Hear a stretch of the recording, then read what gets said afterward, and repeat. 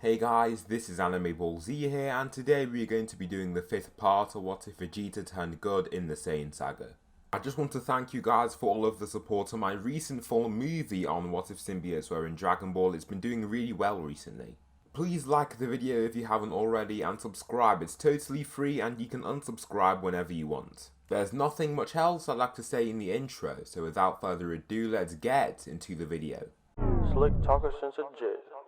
Winter time, all the time, ooh, yeah. Look at the way that I move, swag. Disrespectful and I'm rude, okay. I had cocaine in the school. All of the crew enter, with the Earthlings being the only people left to defend the base, if you will. Krillin, Tien, and Yamcha just have to try and save as many people as Cell wreaks havoc on the world. Since there is no 18 and only 16 left out to fight, they actually have an extra man in their ranks, but it still doesn't suffice against the insuperable force of Cell. Millions of people still get killed and absorbed by Cell, who is taking out his rage on the innocent. Android 16 is also rewired to deactivate his self-destruction bomb, and he is essentially no longer a slave to Dr. Gerode's programming. In training, a few minor training groups stem up. Piccolo and Nappa start training very frequently, and Piccolo even teaches Nappa the light grenade attack. Nappa then forms an offshoot attack from this one, which is basically the same attack, but it comes out his mouth instead. Another training duo is none other than Future Gohan and Present Gohan. Both of these fighters, who are basically the same person, make leaps and bounds in their training. Future Gohan is still weaker than the younger Gohan, but their gap is no longer that large. Future Gohan can actually enter Super Saiyan 2 at will now, and Gohan can use Grade 2 and 3. However, he sticks to Grade 2 because he finds it easier to control and manage. The present Gohan is stronger than he was in the canon timeline, and his Super Saiyan form is relative to Perfect Cell from the canon timeline. The next training group is Vegeta, Future Trunks, and Goku. Vegeta and Goku's bitter, now friendly rivalry has aided in their training and allows them to grow stronger faster. Vegeta also wants to train his son to bring honor to his lineage and name, but to also give him the power needed to save his timeline once he makes it back there. Here is the scaling for those who enter the time chamber. The weakest fighter is Piccolo. There isn't much he can do about that, he's not a Saiyan, so no Zenkais. The next weakest is Nappa. He is still capable of Grade 2 Super Saiyan and his power ranks much higher than his overall position, but he therefore lacks in other physical categories like speed and agility. Next, it's Future Trunks. Future Trunks actually has access to his Grade 3 states, but he is advised by Goku to not utilize that form since it negatively affects speed.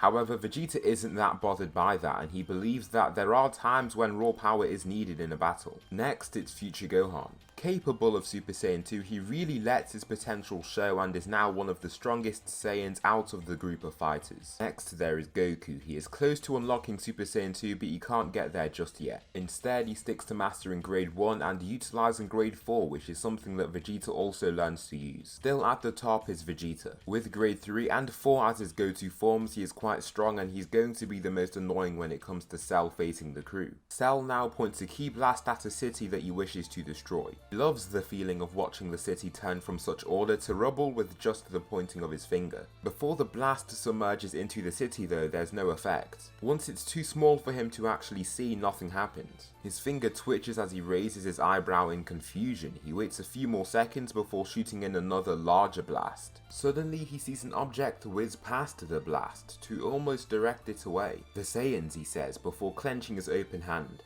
Ahead of him, a special warrior appears, Future Gohan. It's you again. You're merely a hindrance to me unlocking my final form. I'll crush you just like I did before, he shouts, before charging forward. He swivels before immediately reaching Future Gohan to try and hit him with a swiveling tail swipe. However, before the attack can land, Future Gohan enters his Super Saiyan form and swivels over the movement gracefully. He does it while still crossing his arms, then he catches the next punch that whirls toward his face. How? Cell shouts, unable to free himself from Gohan's grasp. My world is already destroyed and you dare to try and destroy this one? You will pay for what you've done here, Cell. I will pulverize you, he roars, before front kicking him back. The force behind his strike bewilders Cell, but also terrifies him. That kick was stronger than anything he could ever output, so he wonders what's to come in fear. Gohan doesn't immediately rush back up, but takes his time to power up even more. His power reaches new heights and he eventually ascends into Super Saiyan 2.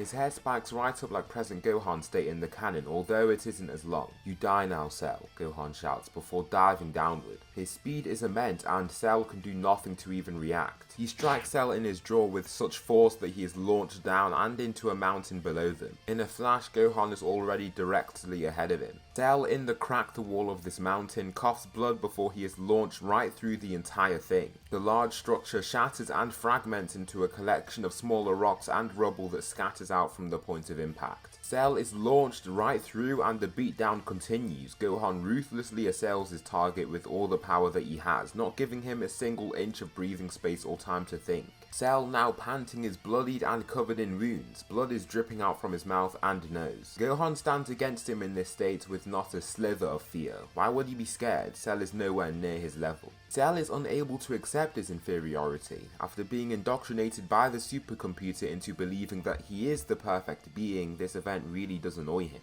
"Just wait, Gohan, I'm not in my perfect state. Once I'm perfect, I'll give you a true challenge," Cell shouts beseechingly, desperate to save his life. Gohan's initial reaction is nothing. He just looks at Cell and it's clear that he contemplates the proposition. "You know what, I won't let you transform. I'll destroy you before you get enough power to cause anyone harm. This is your last day under the sun, Cell," Gohan states, holding his palm up to the fighter. Cell, in a last-ditch effort to save his life, dives forward to attack him, but then he's hit by a beam of energy at the last second. The beam engulfs him and seemingly kills him pretty much on sight. However, something weird occurs. Future Gohan reverts to his ordinary state and calmly exhales, believing that the job has been done. He flies away, but in that same area, tissue starts to form and Cell is reborn, stronger than before. Cell is still weaker than pretty much every Saiyan, but he now has a new objective: to absorb 18 and to achieve perfection with his newly rejuvenated body. He soars through the skies toward his target, and his speed means that he arrives at his destination in a flash. The Saiyans are huddled together and Vegeta congratulates Future Gohan for his success in taking down Cell. They're at Kami House and so are the androids, but then Vegeta is stuck in place suddenly. The other Saiyans and fighters soon follow suit. Cell dives down from the skies, then blasts through the wide open door into the building. Giving everyone a quick view, he grabs Android 18 as he sees her, then flies away as fast as he possibly can. Everyone's still in their base forms, but Future Gohan enters Super Saiyan 2 and chases right after him. Vegeta, then the rest of the Saiyans follow him too. However, it's too late. Vegeta again is almost quick enough to take down the threat, but again he is blasted away by the release of energy. This transformation feels astronomically more powerful than before, and Vegeta is propelled further away this time. The aura decays and Cell is revealed in his perfect form. He smiles at the group before lifting his arms regally. "I present to you my perfect form. Call me Perfect Cell," Cell shouts, overjoyed by his new form. "This is bad. How did he escape you, Gohan? I felt his key signature totally vanish," Vegeta shouts, facing Cell. "I did too. I saw nothing after I blasted him, then just flew away," Future Gohan states. "You fools are incompetent. I can regenerate my body from a mere single cell. When you claimed to have saw nothing, I was a single cell, ready to regenerate. Not only has my body been fully restored, I have gotten even stronger than I once was," Cell explains, before powering up. Everyone is scared of the power that he releases, but the first to throw his fear away is Vegeta. He roars and enters his Ultra Vegeta state, which Cell seems unconcerned about. "You won't be able to handle the power of Ultra Vegeta," Vegeta roars, diving ahead. He soars forward in flight and attempts to punch Cell, but he evades with ease. Vegeta even sees a smug smirk across his face as his fist totally misses the target. Vegeta continues trying to hit him, but it's proving to be quite unsuccessful. Even with his immense raw strength, it's something that has sacrificed his speed. "You might be even more powerful than I, but what's all that power going to do if you can't even hit me?" Cell explains, before dipping past another punch to his face. As Vegeta falls forward once again, Cell lands a quick strike to his gut to stop him in his tracks. Vegeta grunts from the pain, but he doesn't seem too overwhelmed by the strike. Vegeta then uses his quick wits and teleports behind Cell to try and land his first attack. However, as his fist powers towards Cell, he swivels over it gracefully and covers several meters of distance in the process. "Too slow," Cell says arrogantly. Vegeta scoffs before calming himself and returning to his base form. Then his hair switches to gold and his aura is released, but the aura vanishes quite swiftly. Vegeta also looks quite calm as he uses this form of Super Saiyan, and he rushes right back into battle with this perfect being. Even with his nimbler form, he can't land a single strike on the perfect life form. As he dives in to throw a punch, Cell lands a kick to his gut that stops him right in place. He feels some heavy strain from the attack, but he still carries on fighting the super being. Soaring ahead at the last second, he uses instant transmission to slam into Perfect Cell's back. This jerks him forward, then Vegeta launches a close-up Big Bang attack to knock him forward a little further. Once the smoke clears, he has a large bruise across his back, but it basically vanishes right away. "You annoy me, Saiyan," Cell says, as he turns back to look at him dead on. Vegeta, after analysing the powers of Cell in their short bout, realises that Cell isn't that much stronger than he is. He can still punch him around and deal damage. However, if he could get all the Saiyans to face him at once, they could possibly win. Saiyans, attack him at once and do not give him any peace of mind. Overwhelm him with numbers, Vegeta orders, causing Goku and Gohan to whiz into the fight. So that will conclude the 5th part of What If Vegeta Turned Good in the Saiyan Saga. Please tell me something you liked about this part or something that I should improve on for the next part. Thanks so much for watching and I'll see you in the next video.